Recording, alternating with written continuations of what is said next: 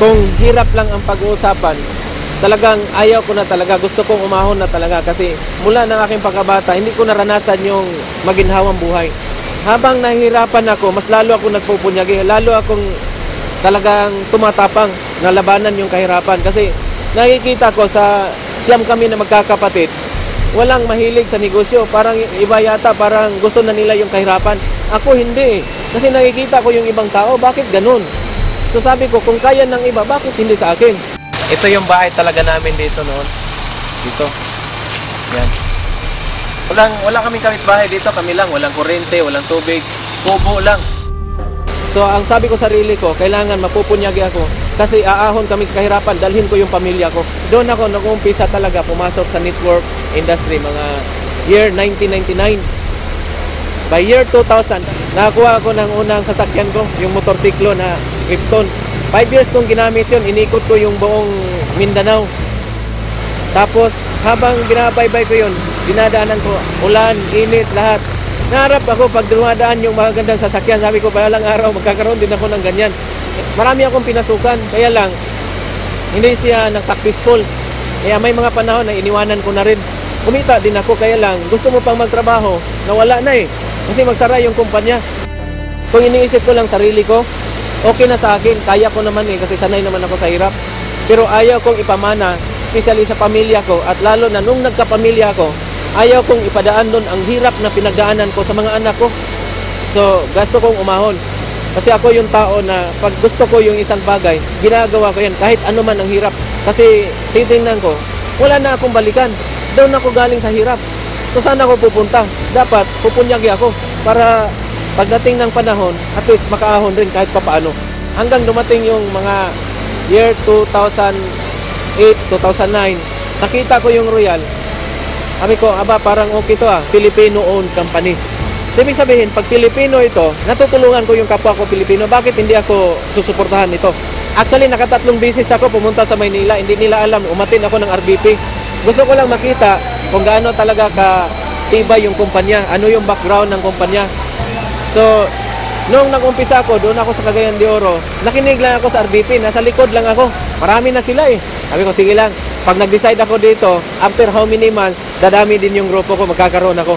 Nung nakita ko sa Manila na totoo pala, doon nag-umpisa yung talagang napaka-tibay na conviction mula sa akin na kung kaya ng Luzon, gagawin ko rin sa Mindanao.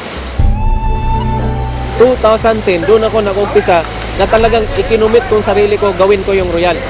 Now, bakit ang Royal ang ginawa ko? Bakit ito ang dinicide ko na ito ang gagawin ko? Kasi nakita ko sa kumpanya, yung mga tao na nasa loob ay totoong mga tao. Kaya pala nandyan yung Royal kasi gustong tulungan yung kapwa tao na Pilipino. Yung pag-uumpisa, hindi madali, napakahirap. Lalo na sa area namin. Kasi yung area namin, wala kaming brands, wala kaming mapagpunan ng products, Davao lang yung kinukuhanan namin. Doon ko naranasan na order ako sa Davao, dideposit ko yung bayad, saka papadala yung products. Talagang hinihintay ko yan sa terminal. Maraming beses ang hirap.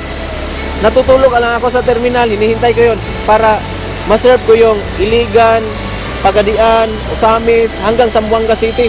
Hindi madali, pero nakikita nila yung conviction natin na talagang totoo yung ginagawa natin. Hanggang sa dumating yung punto na sinabi ng management na magkakaroon ng branch ng Cagayan. Doon talagang nabuhayan kami. Ako mismo. Kasi nakikita ko na ang hirap, hindi na yung hirap na ang layo ng kinukuhanan. Ako mismo na volunteer, sabi ko, kila server, kila press, pwede nyo akong utusan, maghanap ng building para pagdating ng panahon, kami rin na makinabang at lahat ng royalista. Noong nag-open kami, last March 2011, tapos dyan na kami kukuha ng mga chicken namin, yung bag, yung mga sodixo, lahat-lahat nandoon na eh. Kami ay nagpapasalamat buong puso sa company na binigyan yung hiling namin na magkaroon kami ng branch. Pagkatapos ng isang taon, ang daming nagiging resulta. Kasi ako at saka yung misis ko, 11 months lang namin ginawa yon. Sabay kaming dalawa na pumasok sa Millionaire Circle. Doon ko nakita na kaya pala dito sa Mindanao. Yung mga tao na tinulungan namin, naniniwala sa amin, kumikita na rin. So doon ko na-realize na para nagkaroon ako ng napakalaking pamilya. So sa akin ngayon, hindi ko na iniisip magkano yung kinikita ko. Basta unti-unti ko nakikita sila na kumikita na rin, nagbago yung buhay nila. Sa akin talagang talagang napaka-successful ko na doon. Sa totoo lang, maraming mga Mindanaoan na nawala na sila sa kanilang mga gusto sa buhay, yung mga dreams, yung mga pangarap nila. Pero nung nakita yung Royal, unti-unting nabuhay yung kanilang mga pangarap.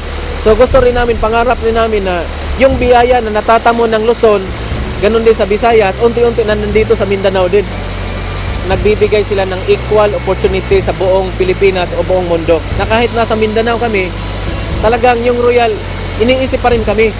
Kaya nagpapasalamat talaga kami na nakita ng Royal yon. Hindi nangangahulugan na kami ay makipagkompetensya sa Luzon, kundi yung Luzon ay nagiging benchmark namin. Paano kami magsikap? Na kung nangyari ng Luzon, bakit hindi sa Mindanao at Visayas? Nakikita niyo yung mapa ng Pilipinas, Luzon, Visayas, Mindanao. Hindi po ito sa pagkukumpet. Yung Luzon parang ulo. Yung Visayas po parang katawan. Yung Mindanao, ano? Ito po tandaan natin, lahat mo ng mga Mindanao. Kung saan pupunta yung lahat, katawan at ulo, pupunta. After almost 2 years na nandito ako sa Royal, ang daming nagbago sa akin. Few months ago lang, nakakuha tayo ng bagong Montero Sports 4x4. Tapos after 1 month, nakabili na rin ako ng bago din na bahay. Yung mga kapatid ko na hindi talaga hilig sa negosyo, naturuan ko na rin magnegosyo. Gumaganda-ganda na rin yung buhay. Parang naaambunan sila kung ano yung biyaya na nakuha ko sa Royal. Talagang napakasaya pala na ikaw yung nagiging instrumento na through Royal, natulungan mo yung ibang tao. Hindi talaga ako nagsisisi na pinili ko yung Royal na trabahuin. Through Royal, nakatulong tayo ng maraming tao. Through Royal, kumita tayo ng maganda. Through Royal, unti-unting natutupad yung mga pangarap. Plano ko talaga dito na ako mag-re-retire sa company na to. Sasama ako sa Royal hanggang kung saan siya pupunta.